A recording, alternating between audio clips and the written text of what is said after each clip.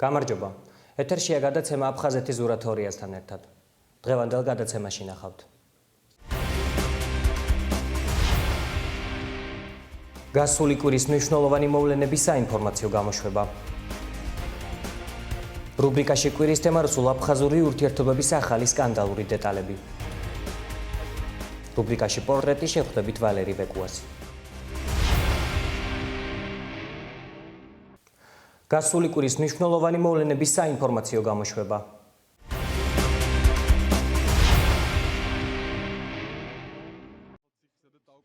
საქართველოს კათოლიკოს პატრიარქი უწმინდესი და უნეტარესი ილია მეორე და საპატრიარქოს დელეგაცია მოსკოვისა და სრულიად რუსეთის პატრიარქ კირილის 70 წლის იუბილეზე მოსკოვში იმყოფებოდა. უწმინდესი და უნეტარესი ილია მეორე რუსეთის პატრიარქს საქართველოს მართლმადიდებელი ეკლესიის სახელით მიესალმა და იუბილე მიულოცა. შეხვედრა მოსკოვში რუსეთის პატრიარქის რეზიდენციაში შედგა. ჩვენ ვჭირდებით ერთმანეთს და ერთმანეთს უნდა დავეხმაროთ. განაცხადა ილია მეორემ და საქართველოსა და რუსეთის მართლმადიდებელი ეკლესიების მნიშვნელობაზე ისაუბრა ორი ქვეყნის ურთიერთობებში. ჩვენი ეკლესიები იძლევიან მაგალითს პოლიტიკური მოღვაწეებისთვის. ჩვენ ქვეყნებს შორის ურთიერთობა უკეთესი უნდა იყოს, ვიდრე ახლაა და ყველაფერი უნდა გავაკეთოთ, რომ ამ ორი ქვეყნის პოლიტიკურ მოღვაწეებს შორის ურთიერთობა გაუმჯობესდეს. ფიქრობ, რომ ეს გამოგვივა. საქართველოს პატრიარქმა რუსეთის პატრიარქს წმინდა სამების ხატი უსახსოვრა. ილია მეორე მოსკოვში აქცენტი ოკუპირებული აფხაზეთისა და ცხინვალის რეგიონის პრობლემებზეც გააკეთა. თითქმის 40 წლიანმა ჩემმა მოკრძალებულმა პატრიარქალურმა მსახურებამ დამანახა, რომ კარგ შედეგებს ვიღებთ, თუ გვაქვს ერთმანეთის მოსმენისა და სხვათა აზრის გაზიარების უნარი. ამიტომაც კიდევ ერთხელ მინდა თქვენს წინაშე დავაყენო პრობლემა ცხინვალის და ცხუმ აფხაზეთის ეპარქიისა. როგორც იცით, 11 წლის განმავლობაში მე ვიყავი ეპისკოპოსი და მიტროპოლიტი ცხუმ აფხაზეთის და იქ კონფლიქტი არასოდეს ყოფილა. ჩვენთან ასევე მუდამ მშვიდობიანად ცხოვრობდნენ ოსები. ჩვენ ვაფასებთ რუსეთის ეკლესიის პოზიციას, რომელმაც არაერთხელ განაცხადა, რომ აღიარებს ამ რეგიონში საქართველოს მართლმადიდებელი ეკლესიის იურისდიქციას. იგივე მტკიცედ ითქვა 19 ნოემბერს ჩვენს შეხვედრაზეც. რუსეთსა და საქართველოს შორის ურთიერთობების დარეგულირება ორივე ქვეყნისათვის ფრიად მნიშვნელოვანია. ჩვენ ვჭირდებით ერთმანეთს. ვფიქრობ, საქართველო უნდა იყოს აღმოსავლეთსა და დასავლეთ შორის მშვიდობიანი თანამშრომლობის ადგილი კეთილმეზობლობისა. დაპირისპირება კი ძალიან საშიშია და შეიძლება გლობალურ კონფლიქტში გადაიზარდოს. მართალია ჩვენ არა ვართ პოლიტიკოსები და არ ძალგვით სამ სფეროში სერიოზული ნაბიჯების გადადგმა, მაგრამ ღვთისშეწევნით პროცესებზე გავლენის მოხდენა მეტნაკლებად შესაძლებელია. თქვენ ჯერ კიდევ 23 წლის ახალგაზრდამ თავი მიუძღვენით ღმერთს და მას შემდეგ თქვენი მთელი ცხოვრება ეს არის მსახურება მოყვასისათვის. თქვენი გზა არასოდეს ყოფილა იოლი, მაგრამ ახლა თქვენი ჯვარი უფრო მძიმეა და საპასუხისმგებლო, თუმცა ამასთან ერთად დიდად საპატიოც. გეწეოდეთ უფალი თქვენს მაღალ მსახურებაში და როდესაც გადახედავთ თქვენს განვლილ გზას, შეგეძლოთ თქვათ ტვირთი ღვთისა სუბუქარს და უღელი მისი ტკბილ. გისურვებთ ჯანმრთელობას, რათა კვლავაც დაუღალავად იმსახუროთ რუსეთის ეკლესიისა და სრულიად მართლმადიდებლობის საკეთილდღეოდ. თავის მხრივ რუსეთის პატრიარქმა საქართველოს პატრიარქის ვიზიტის უდიდეს მნიშვნელობაზე ისაუბრა და ხაზი გაუსვა რუსეთისა და საქართველოს ეკლესიების როლს რუს და ქართველ ხალხებს შორის კარგი ურთიერთობების შენარჩუნების საკითხში. რუსეთის ეკლესიის წინამძღოლმა რუსული და ქართული ადგილობრივი ეკლესიების ურთიერთობების გაღრმავების აუცილებლობაც აღნიშნა. პატრიარქმა კირილმა ილია მეორეს და დელეგაციის წევრებს მადლობა გადაუხადა ვიზიტისთვის. Вы являетесь старейшим по возрасту среди всех предстоятелей. თქვენ ბრძანდებით ყველაზე ასაკოვანი ყველა სხვა ადგილობრივი ეკლესიის წინამძღოლთა შორის და თქვენი ცხოვრებაც მჭიდროდ არის დაკავშირებული რუსეთის მართლმადიდებელი ეკლესიის ცხოვრებასთან. ჩემი ბიოგრაფია გადახლართულია თქვენ ბიოგრაფიასთან. ჩვენ ბევრი მოვლენის მონაწილეები ვიყავით, როგორც სასიხარულო, ისე სამწუხარო, რომლებიც მოხდა მართლმადიდებელი ადამიანების ცხოვრებაში, რომლებიც მაშინ საბჭოთა კავშირში ცხოვრობდნენ. ჩვენ შორის ურთიერთობა ყოველთვის იყო კეთილი, სანდო და ღია. ვფიქრობ, ამან დიდი გავლენა მოახდინა იმაზეც, რომ ჩვენ ეკლესიებს შორის კარგი ურთიერთობებია. ეკლესიებს შორის ურთიერთობა ის არის ურთიერთობა ადამიანებს შორის გულების დონეზე. თუ კი პოლიტიკოსები და დიპლომატები როგორც წესი ცნობიერების დონეზე მუშაობენ, ბიზნესმენები კი საფულისა და კუჭის დონეზე, ეკლესიები ადამიანთა გულების დონეზე ურთიერთობენ. ადამიანთა გულების ამ კავშირის გარეშე ვერ იქნება კარგი ურთიერთობა ქვეყნებსა და ხალხს შორის. სწორედ ამიტომ უდიდეს მნიშვნელობას ვანიჭებ თქვენ ვიზიტსა და რუსეთისა და საქართველოს ეკლესიების როლს ჩვენ ხალხს შორის კარგი ურთიერთობების შენარჩუნების საკითხში. სრულიად საქართველოს კათოლიკოს პატრიარქმა უწმინდესმა და უნეტარესმა ილია მეორე მოსკოვში 23 ნოემბერს გიორგობის დღესასწაულზე ქართულ ეკლესიაში შეკრებილებს გიორგობის დღესასწაული მიულოცა. მრევლი დალოცა და მათ ქადაგებით მიმართა.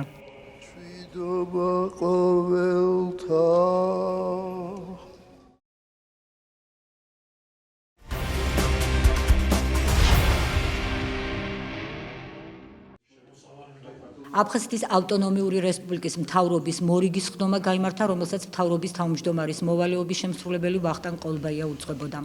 განიხილეს აფხაზეთის ავტონომიური რესპუბლიკის 2016 წლის რესპუბლიკური ბიუჯეტის შესახებ ავტონომიური რესპუბლიკის კანონში შესატანით ცვლილებების კანონ პროექტი. მთავრობის საქმიანობის პრიორიტეტების შესაბამისად დამატებითი თანხები გამოყოფილი იქნა ჯანდაცვის, განათლებისა და კულტურის სფეროებისთვის. აფხაზეთის ავტონომიური რესპუბლიკის მთავრობის 2016 წლის 25 თებერვლის დადგენილებაში შევიდა ცვლილება, რის საფუძველზეც დიმიტრი ემუხვარისა და ჟიული შარტავას სახელობის სტიპენდიები გაიზარდა. სხდომაზე განიხილეს აღმასრულებელი ხელისუფლების მიერ მომავალში განსახორციელებელი სხვა საკითხებიც. ბიუჯეტში შევიტანეთ ცვლილება იმასთან დაკავშირებით, რომ წლის ბოლოა და ბევრ სოციალურ პროექტში ჩვენ გვაქვს შესაძლებლობა დავუმატოთ იგივე ბავშვების რეაბილიტაციის პროექტი და ასე შემდეგ. არ არის ეს დიდი თანხები, რა თქმა უნდა, ჩვენ ბიუჯეტიდან გამომდინარე ეს დიდ ამინდს ვერ ქმნის, მაგრამ ყველა შემთხვევაში, რასაც ჩვენ ვაკეთებთ, ეს ზოგადად არის სოციალური პროექტი, რამე თუ დევნილ მოსახლეობას ეხება, მაგრამ შიგადაში კორექტირებას რო ვაკეთებთ, ვცდილობთ, რომ მეტად პირდაპირ დანიშნულება მიიღოს მას როგორც სოციალური მიმართულება. ჩვენ ვემზადებით ახლა ახალი წლის პროექტის განსახილველად, მაგრამ ყველა შემთხვევაში გვინდა რომ მიმდინარე წლის ყველა პროექტი, რომელიც გქონდა, მაქსიმალურად მოიხმაროს.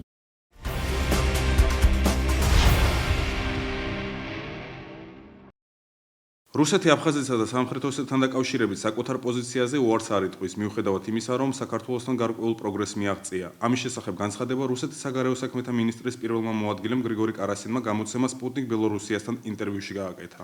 საქართველო ჯერ კიდევ დაჟინებით მოითხოვს, რომ აფხაზეთისა და სამხრეთ ოსეთის ცნობასთან დაკავშირებით ჩვენს გადაწყვეტილებას გადავხედოთ. ეს დღეს რეალური არ არის და არც არასდროს იქნება. ჩვენ ამას ვუწოდებთ რეგიონში ახალ რეალიებს, აღნიშნავს კარასინი.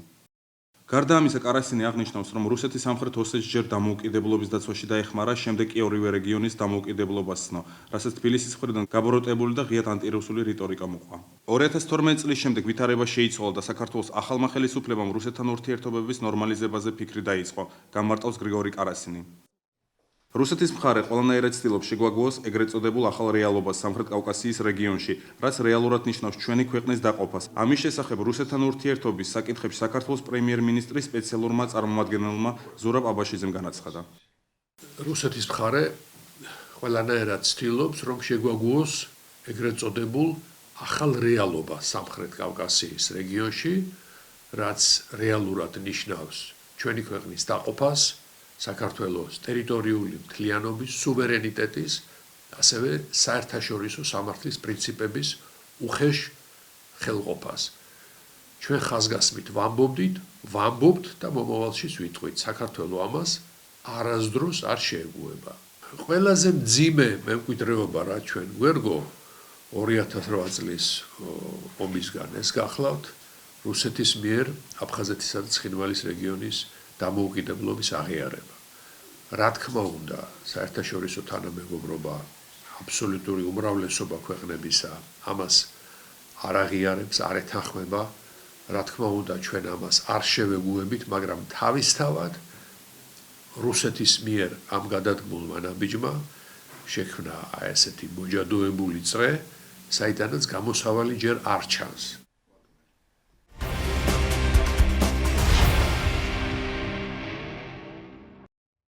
ოკუპირებული ეგრეთ წოდებული სამხრეთ ოსეთის მოქალაქეები რუსეთის სამედიცინო დაზღვევის პოლისს მიიღებენ. ამის შესახებ განმარტება გააკეთა რუსეთის ფედერაციის ჯანმრთელობის დაცვის მინისტრის თანაშემწემ ანატოლი გულინმა დე-ფაქტო სამხრეთ ოსეთის პრეზიდენტის ადმინისტრაციის უფროს ალან ჯიოევთან შეხვედრაზე. შეხვედრაზე განიხილეს საკითხები, რომელიც ითვალისწინებს დამატებით შეთანხმებებს ჯანდაცვის სფეროში. ახლა მზადდება სამედიცინო დაზღვევაზე შეთანხმება სამხრეთ ოსეთის მოქალაქეებისთვის, რომლებიც არიან რუსეთის მოქალაქეები, მაგრამ არ აქვთ რეგისტრაცია რუსეთის ფედერაციის ტერიტორიაზე. ნათქვამია რუსეთის ფედერაციის მთავრობის პრესამსახურის მიერ გავრცელებულ განცხადებაში. დიმიტრი სანაკოევის ადმინისტრაციაში რუსეთსა და დე-ფაქტო სამხრეთ ოსეთს შორის ჯანდაცვის სფეროში თანამშრომლობის შესახებ ეგრეთ წოდებულ შეთანხმების ხელმოწერას საქართველოში მოქმედი სამედიცინო რეფერალური პროგრამის წარმატებას უკავშირებენ. როგორც სანაკოევი აცხადებს, რეფერალური პროგრამა, რომლითაც სამედიცინო დახმარებას ღებულობენ ეთნიკური აფხაზები და ოსები, საკმაოდ პოპულარობით სარგებლობს, რაც თავის მხრივ სახალხო დიპლომატიის განვითარებას უწყობს ხელს. ეს კი თავისთავად არ შედის რუსეთის ინტერესებში, განმარტავს სანაკოევი. დღეს ჩვენთან საქართველოს ძალიან წარმატებულად მუშაობს რეფერალური პროგრამა, რომელიც ეხება ადგილობრივ მოსახლეობას, ვინც ცხინვალში ცხოვრობს და საკმაოდ ბევრი ხალხი მოდის ჩვენთან ახლა საკურნალოდ. ძალიან კარგად მუშაობს ეს პროგრამა და გეოგრაფიულად დღეს ცხინვალამდე აქედან არის 100 კილომეტრი დაახლოებით და 1 საათნახევარში ჩვენი კატასტროფის მანქანები წითელი ჯვრის დახმარებით შედიან და მოყავს აქეთ ხალხი.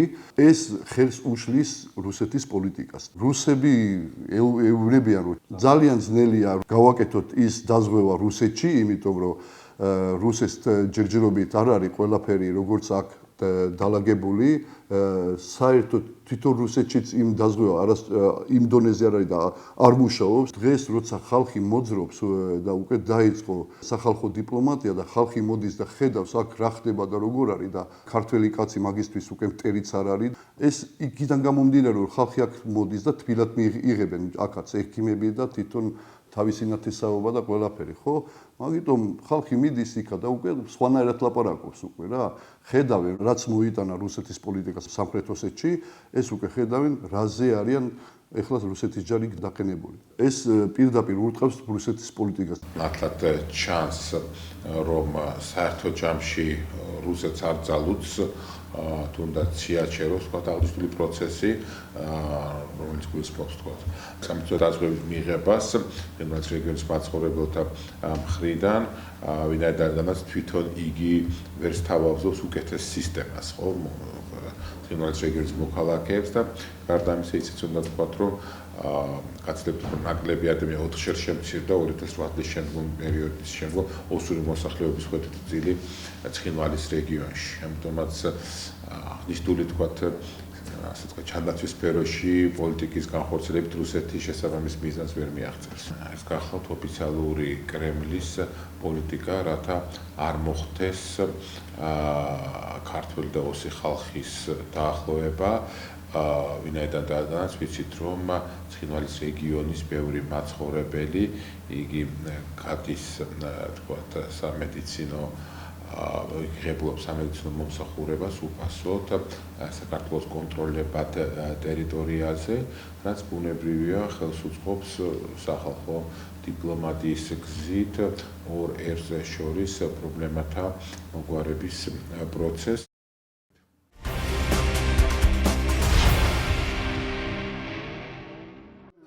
საქართველოს მეცნიერებათა აკადემიაში პროფესორ ვახტანგ ადამიანის დაბადებიდან 100 წლისთავისად მიმიწყვნელი საიუბილეო სხდომა გაიმართა. შეხვედრაზე გაიხსენეს მისი ცხოვრება და მოღვაწეობა. ისტორიის მეცნიერებათა დოქტორი ვახტანგ ადამია გახლავთ თბილისის ივანე ჯავახიშვილის სახელობის სახელმწიფო უნივერსიტეტისა და სოხუმის სახელმწიფო უნივერსიტეტის პედაგოგი. სხდომის ორგანიზატორები იყვნენ საქართველოს მეცნიერებათა აკადემია, საქართველოს ისტორიკოსთა ეროვნული კომიტეტი, ცხუმაფხაზეთის მეცნიერებათა აკადემია და ექვთიმე თაყაიშვილის სახელობის საქართველოს საისტორიო საზოგადოება. ვახტანგ ადამია დაიმკვიდრა ადგილი მრავალსაუკუნოვან ქართულ ისტორიოგრაფიაში. მისი შრომები ცნობილი არის არა მარტო საქართველოში, არამედ მის ფარგლებს გარეთ. ბატონი ვახტანგი იყო გამოჩენილი პედაგოგი, უმაღლესი სკოლის ამბაგდარი. მან დიდი წვლილი შეიტანა სოხუმის პედაგოგიური ინსტიტუტისა, აფხაზეთის სახელმწიფო უნივერსიტეტისა და სოხუმის ფილიალის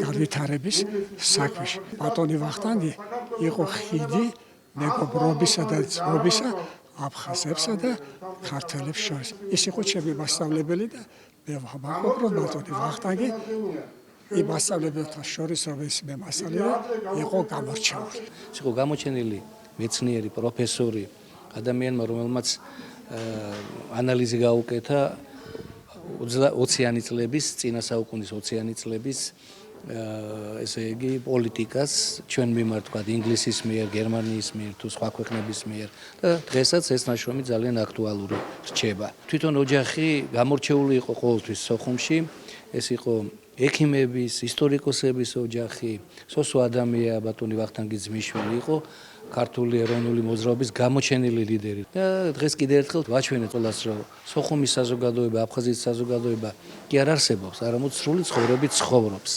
ეს არის ალბათ ხიდი ჩვენსა და აფხაზებს შორის.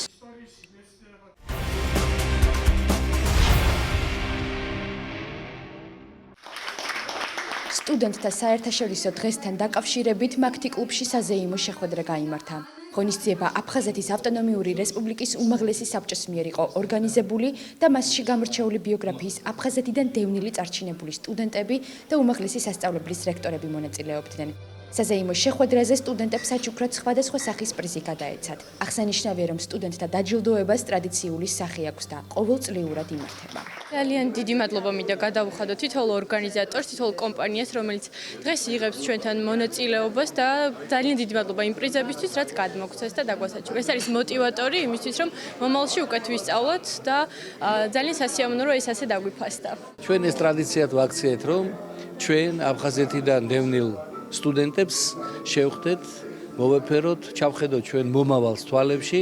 ძალიან ბევრი პრიზები არის. ჩვენ სპონსორები გვყავს ძალიან ბევრი, სხვადასხვა ორგანიზაციები მხარში გვიდგანან, ბავშვებს ყოველთვის გაახსენებს, რომ ეს მათი პირველი წარმატების საწინდარი ნივთებია. და ეს ჩვენი მომავალია, ეს ბავშვები ხვალ მომაიყვანენ იმ ბედნიერ დღეს, როცა საქართველო გაერთიანდება. ჩვენ მათთან ერთად რა თქმა უნდა, იმიტომ ჩვენ ტრადიციებს გადავცემ. სოკარი არაერთი წელია, რაც მხარში უდგას ზოგადად სტუდენტებთან დაკავშირებულ საზოგადოებრივი მნიშვნელობის მქონე პროექტებს.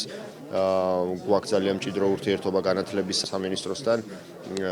ვაფინანსებთ მრავალ სტუდენტს, უნაზღაურებთ სწავლის გადასახადს და უნიშნავთ სხვადასხვა სახის სტიპენდიებს.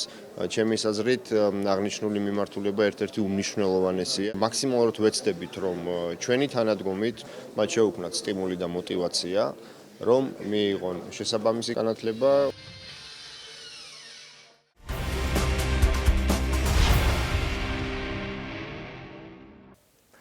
უკრაინელმა ჰაკერებმა რუსულ-აფხაზური ურთიერთობების ახალი სკანდალური დეტალები სააშკარაოზე გამოიტანეს. რუბრიკაში კვირის თემა რუსეთის პრეზიდენტის მრჩევლის ვლადიმერ სურკოვისა და სეპარატისტული ხელისუფლების წარმომადგენლებს შორის საფოსტო მიმოწერის ირგვლივ ატეხილი აჟიოტაჟი.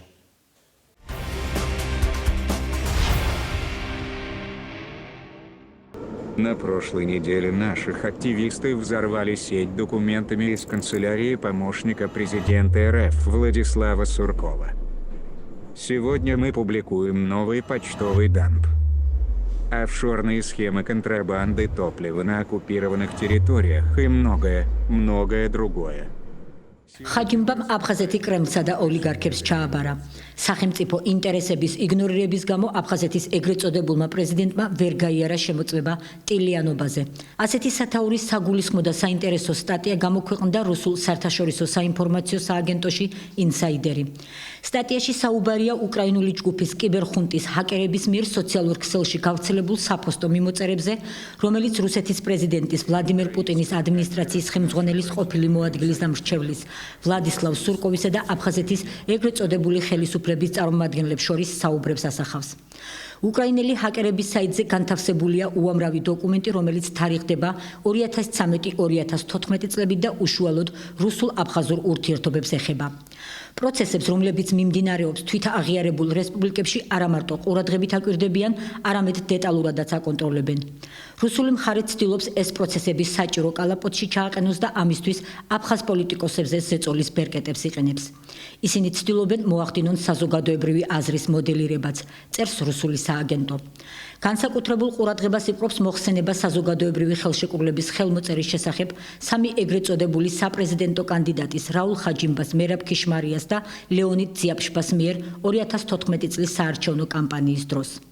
მოხსენებაში უცნობი ავტორი აღწერს რუსების დიალოგს ხაჯიმბასთან, რომელთანაც ცალკე განსაკუთრებით შეათანხმეს ხელშეკრულების ტექსტში რუსეთის მხარისთვის ყველა საკვანძო მომენტის შენარჩუნების კატეგორიული აუცილებლობა, როგორიცაა გაერთიანებული სამხედრო დაჯგუფება და ხელმძღვანელობა, ერთი საზღვრის დაკეტვის შემთხვევაში მეორის გახსნა, რუსეთის ყოფნა საზღვაო და საჰაერო პუნქტებში, შინაგან საქმეთა სამინისტროების ეგრეთ წოდებული ერთობლივი საკოორდინაციო ცენტრი, საპენსიო სისტემა და სხვა სოციალური საკითხები.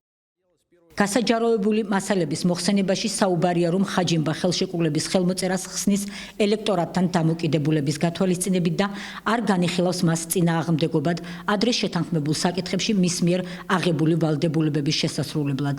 თუმცა ავტორი, როგორც სააგენტო ინსაიდერი წერს, ნეგატიურად აფასებს ხაჯიმბას მიერ დოკუმენტის ხელმოწერის ფაქტს, მის უახლოეს გარემოცვასთან შეთანხმების გარეშე. დოკუმენტიდან ჩანს, რომ სურკოვის უწყებაში არსებობდა სიები აფხაზეთის საკვანძო ფიგურების, რომელთა მეშვეობითაც შეიძლებოდა ზემოქმედება საზოგადოებრივ აზრზე და პოლიტიკური ამინდის ფორმირება. გრაფაში გვარების გასწვრივ არის მოცემულ პიროვნებათა შესახებ მონაცემები, ხოლო ეგრეთ წოდებული პიროვნებების მოქმედების განსაზღვრელი მოტივი აჩვენებს, რაზე უნდა გაამახვილოს მოლაპარაკებების მონაწილემ თანამოსაუბრესთან აქცენტები. მათ შორის მოცემულია როგორც პირადი, ასევე პროფესიონალური თვისებები, განმარტავს რუსული სააგენტო. ჰაკერების მიერ გამოქვეყნებულ ფაილებში მოცემულია იმ საინვესტიციო პროექტების სია, რომელთა განხორციელებას გეგმავს კრემლი აფხაზეთსა და სამხრეთ ოსეთში. ინვესტორებს შორის არიან რუსული ეკონომიკის უმსხვილესი მოთამაშეები და სახელმწიფო კომპანიები, რომლებიც ნაწილობრივ ეკუთვნის ოლიგარქებს, კერძოდ კი როსნეფტი და ინტერრაო. გამოქვეყნებულ მასალებში საუბარია იმაზეც, რომ 2015-2017 წლების საინვესტიციო პროგრამის ფარგლებში რუსეთმა აფხაზეთს $1 მილიარდ მეტი თანხა გამოუღო. სახსრების ძირითადი მოცულობა განკუთვნილია ენერგეტიკის დარგისთვის.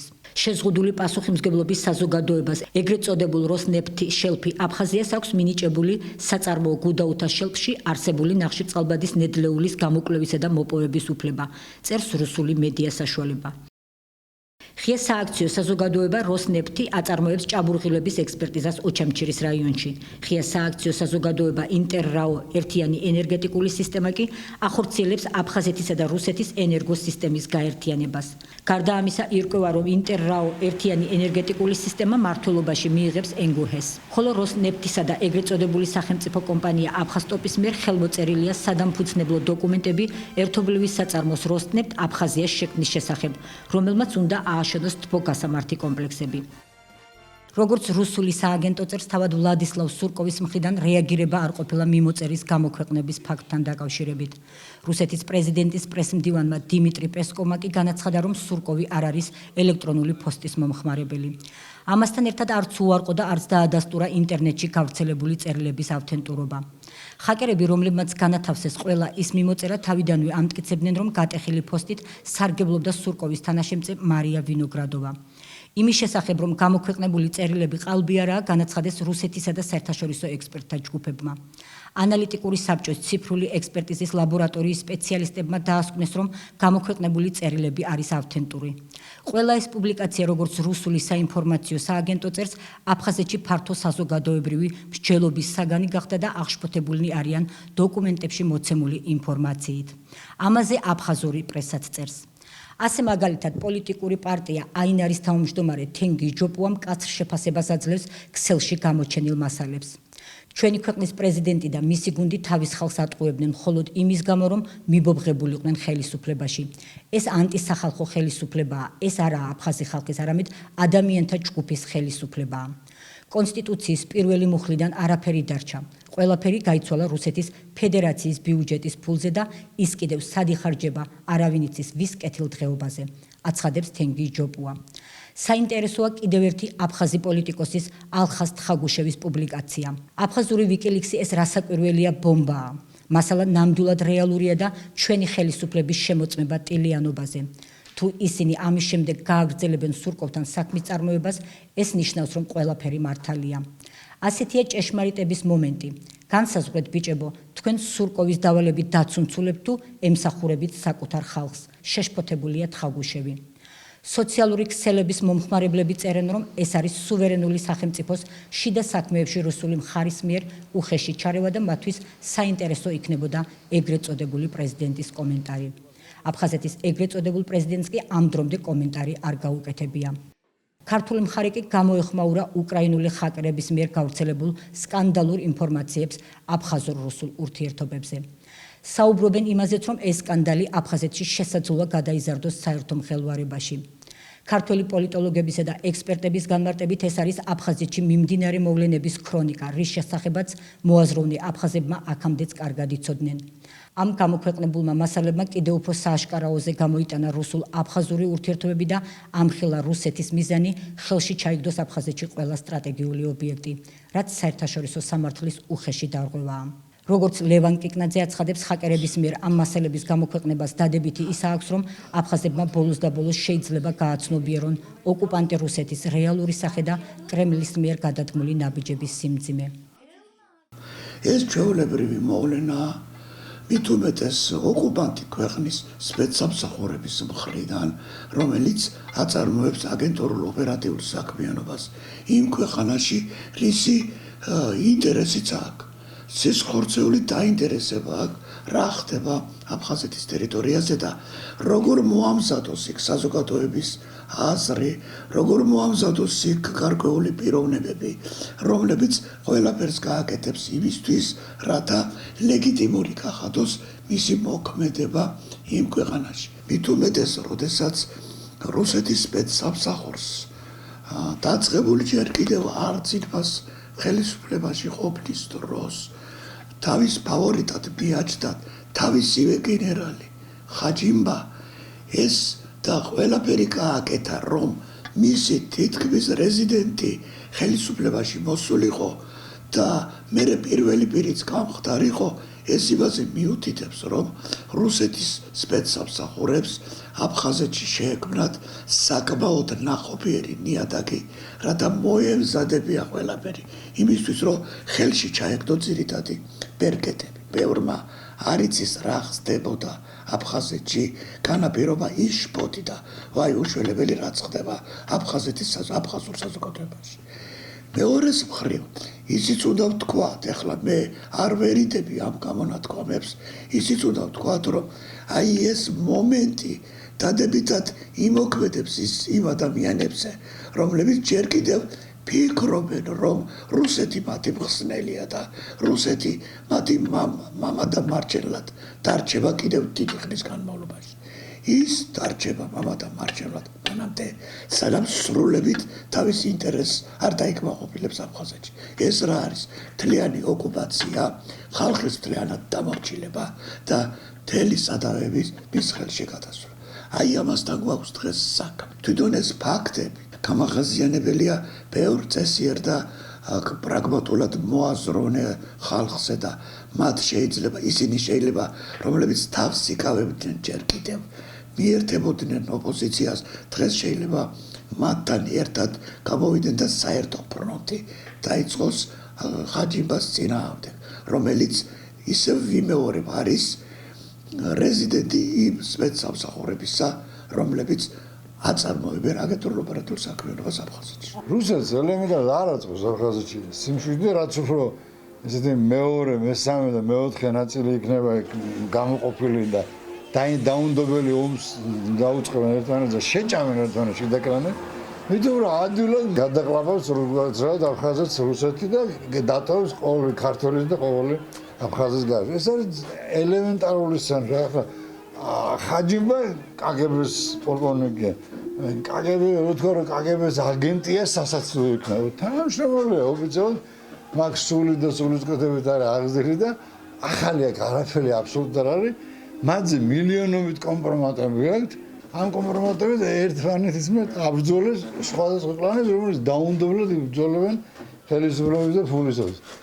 აბსოლუტურად იგივე მეთოდი, იგივე ხელწერა, რაც ჰქონდა ადრე, როცა შეერთა სოჩა 1918 წელს რაც გააკეთა.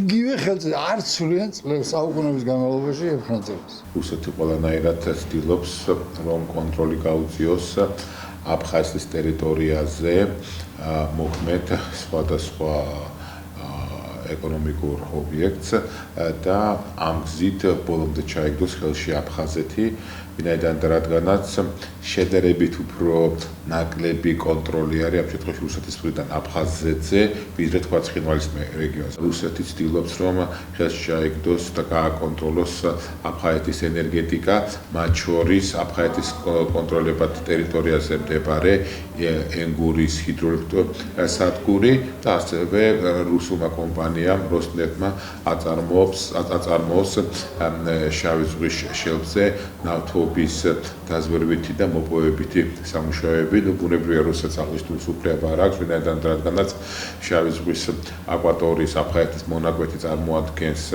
1982 წლის საერთაშორისო კონვენციის მიხედვით საქართველოს ტერიტორიულ წყლებს და ბუნებრივია რუსეთის ცდილობა ამ შემთხვევაში რომ მოიპოვოს ნავთობი აფხაზეთის ტერიტორიაზე ან თუნდაც აკონტროლოს შესაბამის ელექტროსადგურები წარმოადგენს საერთაშორისო სამართლის უხეშ დარღვევას და მეორე მხრივ მე მგონი თვითონ აფხაზეთის მარიონეტულ რეჟიმს არაფერი არ აქვს ამ შემთხვევაში საამაყო რო თითქოს მათ მიაღწიეს დამოუკიდებლობას ბუნებრივია რომ აფხაზეთი ისე როგორც ცხინვალის რეგიონი ანუ ისინი წარმოადგენენ რუსეთის თქვათ პროვინციებს de facto სადაც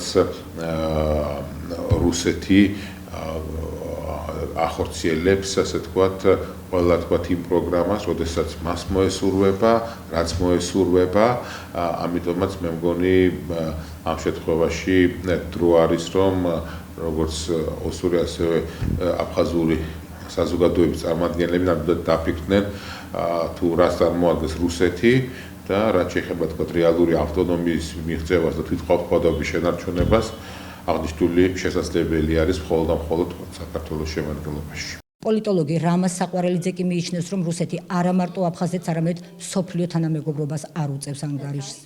რუსეთი აფხაზურ ხელმძღვანელობას კი არა, მსოფლიოს აცურებს. მსოფლიო მასშტაბით არის იმ ტიპის სახელმწიფო, რა სახეც ახლა აი ამ აფხაზურ ფრაგმენტში გამოვლინდა. რომლისთვისაც თავარი არის თავის მიზანს მიაღწიოს, თორე იმედია აფხაზებმა დაინახეს ან ხედავენ ნელ-ნელა, რომ რუსეთს თავისთავი ახსოვს მხოლოდ იქ აფხაზებზე ზრუნვა და ოსებზე ზრუნვა მისთვის საბაბია იმის საბაბია, რომ იარაღით შევიდეს ქვეყანაში, ისევე როგორც ევროპაზე ზრუნავდა ნაციზმის მერე შევიდა იარაღი და მერე დაიპყრო ევროპა, ხო? ისე რომ ნებისმიერი ტიპის ზრუნვა რუსეთის მხრიდან რომც იმ ზრუნვაში დაინტერესებული იყოს ეს ქვეყანა, ვინც საზრუნავია, ყოველთვის სახიფათოა, რუსეთს მერე გააგრძელებს თავის ხაზს. ასევე ქართველებთან ურთიერთობაში რუსებმა აღვივეს ნაკვერჩხალი, აღვივეს და მიიყვანეს საქმე 90-იან წლების ომამდე. ომში რო სისხლი დაიყვარა, ამან მერე კიდევ უფრო გაამწვავა ურთიერთობა. ეხლა აგრძელებენ იმის გაღვივებას, რომ თქვენი და ქართველების ერთად ყოფნა შეუძლებელია. ნუ ძალიან მაინტერესებს მე მაგალითად და მე მგონი უკვე ბევრს აფხაზების აზრით საფრთხე ქართველებთან უფრო ექმნება თუ რუსებთან. ქართველებთან რომელმაც უნივერსიტეტიც გახსნეს, თეატრიც გახსნეს, გრამატიკაც შეუქმნეს, არ ყოფილა არაფერი მათი უფლებების შემზღუდველი და რუსებთან ახლა დაინახავენ, რომ ფიზიკურ არსებობას დაემუქრება საფრთხე. აი ეს ქონების მისაკუთრების ეს მოლაპარაკებები სწორედ იმის მოლაპარაკებაა, რომ ან აფხაზურ ტერიტორიაზე სტუმრად ჩამოვიდეს მერე, ან საერთოდ გაქრეს და არ იყოს. ერთობლივი სამხედრო დაჯგუფება რამოდენიმე ადგილას აქვს, მათ შორის სომხეთშიც და ყველა ამ შემთხვევაში ის მიზნად ისახავს ეს ერთობლივი, რა თქმა უნდა, რუსეთს დაემორჩილება. ისე რომ ფაქტიურად ასეთი ერთობლივი სამხედრო დაჯგუფება რუსეთის სამხედრო დაჯგუფება, რომელიც რუსულ გადაწყვეტილებებს შეასრულებს. და მიზნად ისახავს რუსეთისთვის იმ რეგიონებში სამხედრო ძალის დაქვემდებარებას, სადაც კონტროლი სურს რუსეთმა რომ გაზარდოს. ესაა რუსეთი, ფაქტია. აფხაზებმა ამიტომ ისეს რეაქცია და თან ეთყობა იმ სიმართლის დანახვა არ უნდათ, რომ მათ რეალურად ხარაკირი განახორციელეს 90-იან წლებში, როდესაც რუსეთი შემოუშვეს და ქართველები გაყარეს. და აი ეს თვითმკვლელობის აქტი ნელ-ნელა ხორციელდება, ასეთი უეცარი არ არის. და შეიძლება დაინახეს ის ფინალი, რისკენაც მიდის ეს პროცესი, თუ ასე გაგრძელდება, როგორც დაგეგმილია. ეს აფხაზების განადგურება იქნება, თორე მიწა დარჩება.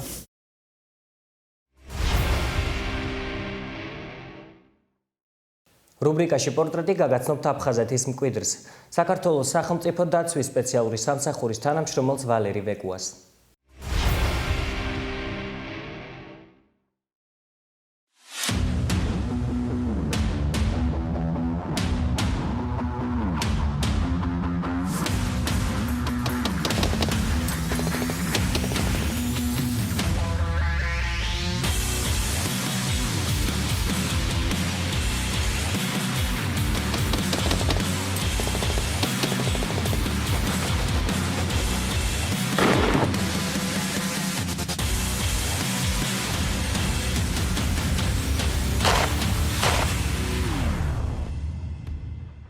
მე ვარ ვალერი ვეკუა, დავიბადე აფხაზეთში, გურირიფშის რაიონის დაბა დრანდაში. 2009 წლიდან ვარ სახელმწიფო დაცვის სპეციალური სამსახურის თანამშრომელი. მომწონდა თვითონ სპეციფიკა სამსახურის, დიდი რისკი და ამისთვის საჭირო იყო ყოფილიყავი ყოველთვის მზად. ეს იქნება დღე თუ ღამე ყოველთვის მზადყოფნაში. საინტერესო სამსახურია. ამ სამსახურში წარმატებული რო იყო, საჭიროა პირველ რიგში ფიზიკური მონაცემები გქონდეს ძლიერი, პრაქტიკული და თეორიული ცოდნა, ძალიან საპასუხისმგებლო სამსახურია, მოსვლისთანავე მზადყოფნაში უნდა იყო ყოველთვის. დღის განმავლობაში არის ფიზიკური დატვირთვები, ტაქტიკური ვარჯიშები, ფსიქოლოგიური ვარჯიშები, გამახვილებულია ყურადღება როგორც ფიზიკურ მზადყოფნაზე, ასევე საცეცხლე მომზადებაზე.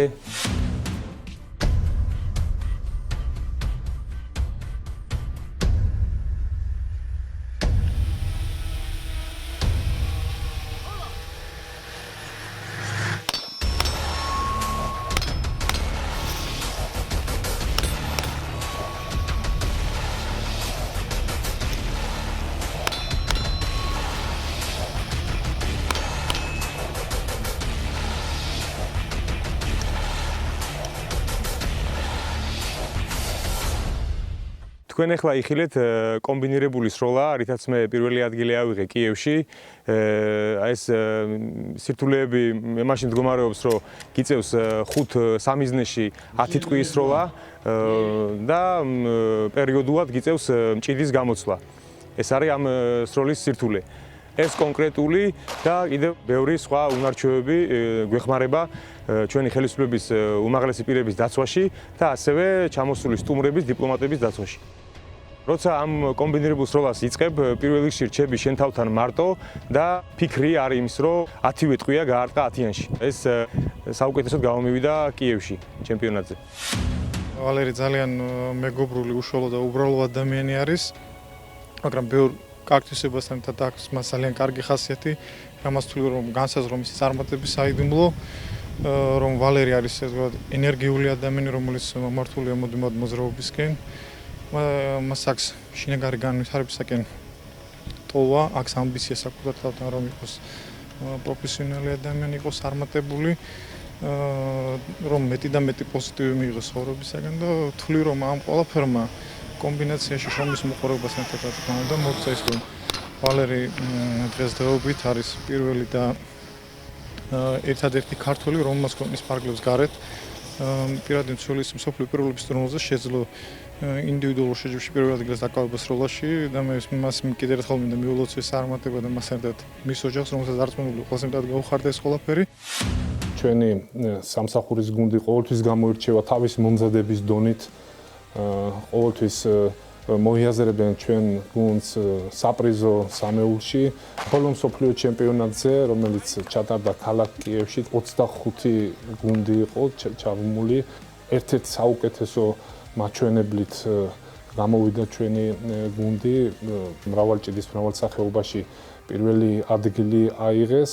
ერთ-ერთ სახეობაში, რომელიც ძალიან პრესტიჟული არის ყველა გუნდისთვის, სადაც სროლის სხვადასხვა ტაქტიკური შეჯიბრება ტარდება, ერთ-ერთი არის კომბინირებული სროლა და ამ სახეობაში კომბინირებულ სროლაში პირველი ადგილი ვალერი ვეკუამ დაიკავა.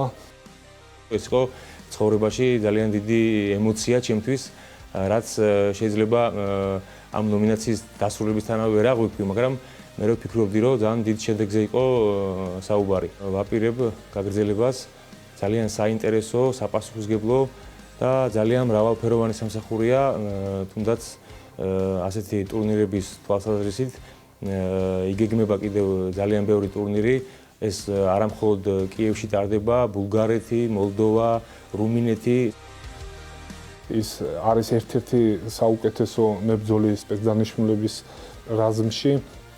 ძალიან რთული არის იმ რაზმში მოხვედრა, სადაც ვალერი მუშაობს, ფსიქოლოგიური მიმართულებით, ფიზიკურად ძალიან ჯანმრთელი უნდა იყოს და ძალიან სერიოზული ტესტებია ჩასაბარებელი, უნარჩვევებს აბარებენ და მე იწყება სპეცმომზადება, სადაც მიდის მიმართულებების შესწავლა, რომელიც ჩვენ ფუნქციონალურად გვაქვს დაკისრებული. ერთ-ერთ საუკეთესო მომზადებას გადიან მთელ მსოფლიოში ანტიტერორისტული მიმართულებით, კონტრმოიერიშის მიმართულებით. ყოველი კვირის ბოლოს ტესტირებები აქვთ, ყოველი თვის ბოლოს ტესტირებები აქვს, სადღაც 3 თვის განმავლობაში ხვეწენ ამ საბრძოლო ტაქტიკას და მხოლოდ ამის მერე გამოსაცდელი ვალდით ირიცხებიან.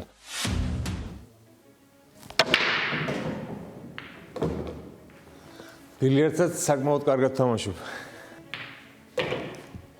მეგობრები თავისუფალ დროს ვიკრიბებით და ვატარებთ პატარა ჩემპიონატს.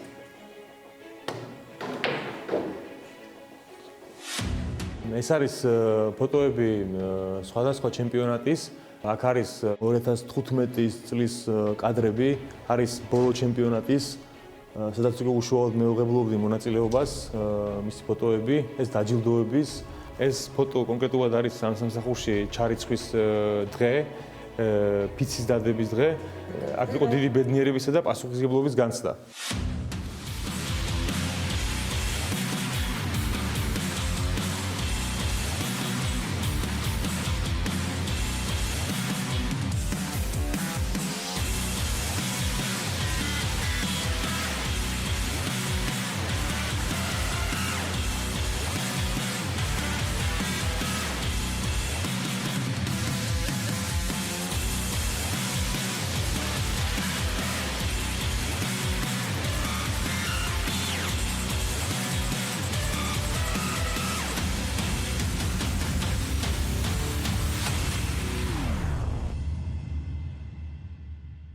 ყველა ადამიანს ცხოვრებაში თავისი მიზნები და სურვილები აქვს.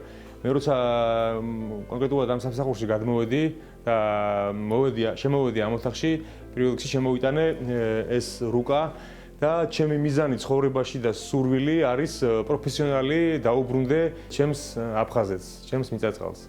აფხაზეთი ჩემთვის რჩება მტკივნეულ თემად. მე მახსოვს ჩემი სწავლის პერიოდი, პირველი კლასის, ძალიან კარგად მახსოვს ჩემი სახლი, ჩემი ქუჩა, სკოლა.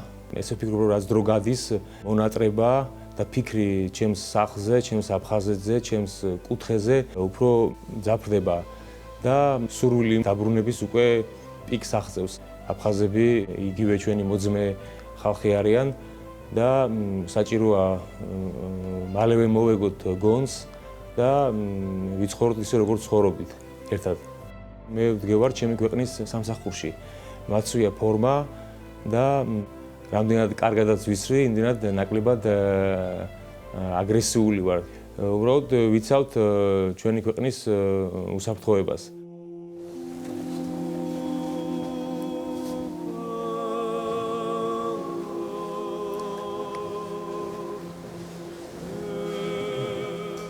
ნეუთან კურნალო და მეფეთა უძლეველო წინამძღოლო, ვააზრით შემოსილო დიდო მოწამეო გიორგი ევედრე ქრისტეს და ღვთისმსა სიწყალებას სულთან შეთაბის, ათდა მარადის და უკუნითი უკუნისამდე ამი.